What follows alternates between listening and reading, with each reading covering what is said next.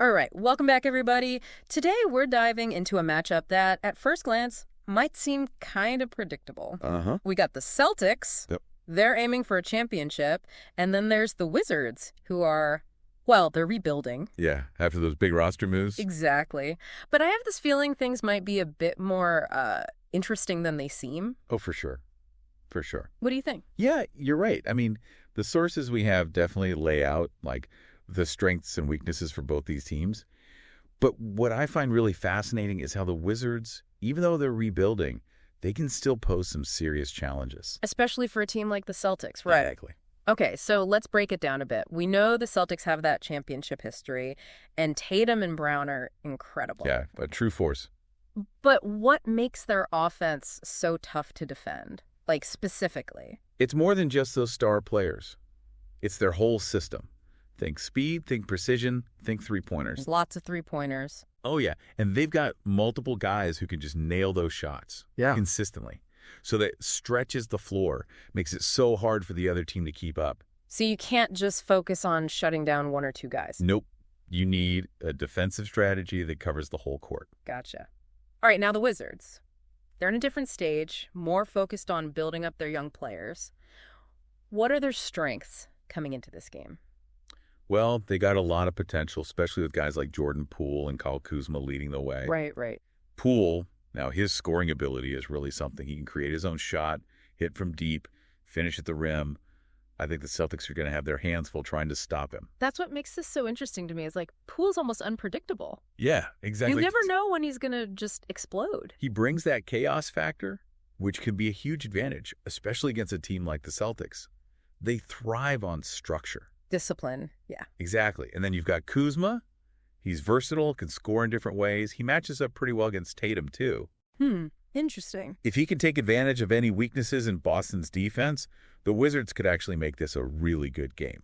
Okay, so we've got the offensive firepower on both sides. But what about the coaches? Oh, yeah. Joe Mazzulla for the Celtics clearly wants to make Boston a contender. And then you've got Wes Unseld Jr. with the Wizards trying to build something new with a younger team. How do their coaching styles play into this matchup? That's where things get really fascinating. Mazzulla's system, it's all about efficiency. Create those opportunities for Tatum and Brown to shine. He's got a deep roster with lots of offensive options, and he uses them strategically. Keeps the pressure on. Oh, yeah. Nonstop. So what about Unseld Jr.? How do you think he'll approach this game knowing they're up against a tough opponent? He's in a tough spot for sure. Yeah. But it's also an opportunity to get creative. He's got to find ways to counter that Boston offense and give his younger players a chance to show what they can do. One thing our source material really highlights is how the Wizards need to disrupt Boston's rhythm. Force turnovers, protect the paint. It's a big ask, but that's their best shot at keeping things close. So Unseld Jr. has to come up with a plan that basically shuts down the Celtics' strengths while letting his own guys make plays and, gain experience. Precisely. It's that delicate balance. But that's what's so cool about coaching a younger team. Right. You're not just aiming for wins. You're developing talent. You're building a culture. Right. Okay, so two teams with distinct styles, two coaches with very different goals. But where the real action happens is in those key matchups. Oh, absolutely. And that's where we're headed next. All right, so buckle up, everyone, because we're about to break down some of the most exciting player battles in this Celtics-Wizards showdown. All right, let's jump right into it. The matchup everybody's talking about, Tatum versus Kuzma. Oh, yeah. I mean, Tatum's having an MVP caliber season. Over 30 points a game. Just incredible. But can he really hold his own against a player like that? That's the big question. I'm really curious to see how Kuzma approaches this. Tatum can score from anywhere. He's just so hard to guard. Right. That killer instinct. Yeah. I think for Kuzma, the key is going to be playing smart, disciplined defense. Yeah. Our sources suggest forcing Tatum into tough shots, disrupt his rhythm early. Make him work for it. Exactly. Don't let him get into that flow, Yeah. the flow he thrives on. Right. So Kuzma has to be physical, but also strategic. But it can't just be about defense, can it? Oh, no, absolutely not. Kuzma needs to be a threat on offense, too, especially if the Wizards want to keep up with Boston. For sure. It's got to be assertive, look for those scoring opportunities. Actually, our sources point out something interesting. Boston's defense, while strong overall, they've shown some vulnerability against those versatile scorers. the ones who can attack from different spots on the court. So Kuzma could actually use that to his advantage. He might have a chance to exploit those weaknesses, yeah. Make a real impact offensively. That's an angle I hadn't really considered.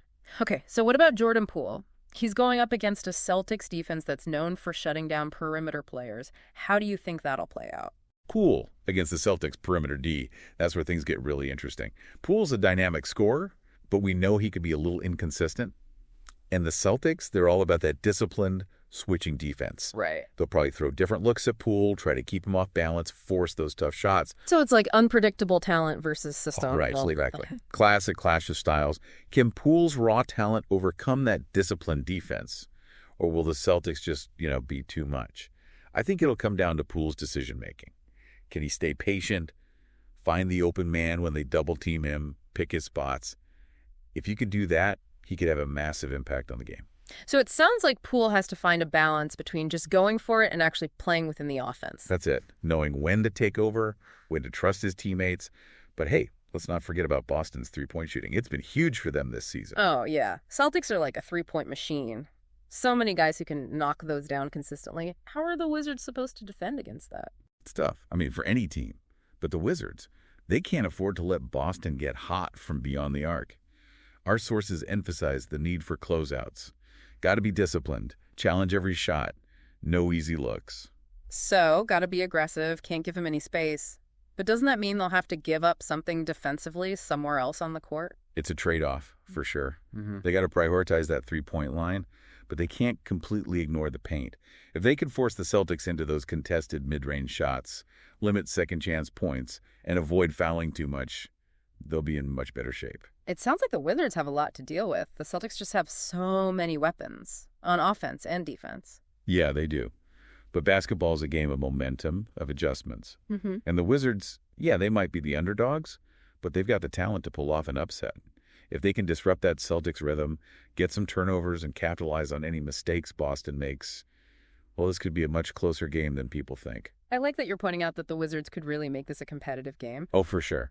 Celtics might be favored, but predictions aren't everything. There's so much more to this than just who wins or loses. It's not just about the final score, is it? For the Wizards, this game is a chance to learn and grow, no matter what the outcome is. They're going up against, like, a top-tier team. Yeah, and that's huge. Think about it. For a young team like the Wizards, every single game is a chance to get better. Right. They learn from their mistakes. They build chemistry. They develop that toughness that you need to compete at the highest level. So you're saying even if the Wizards don't get the win, there are still valuable takeaways, those little signs of progress. Oh, yeah, absolutely. Yeah. Watch those individual performances. See how Poole handles the pressure of going against such a strong defense. Can Kuzma make smart decisions on both ends of the court consistently? Those things tell you a lot about where this team's headed. It's like looking for those flashes of potential, those moments where you think, okay, this team, they're building something special. And those moments, they can happen even in a loss. Oh, totally. Sometimes a loss can teach you more than a win. It forces a team to really look at their weaknesses, make adjustments, dig deep. And that's what leads to growth. So for the listener who's tuning into this game, what are some things to keep an eye on beyond just the score? What can we learn from this matchup, win or lose? Watch for those standout moments, those bursts of individual talent.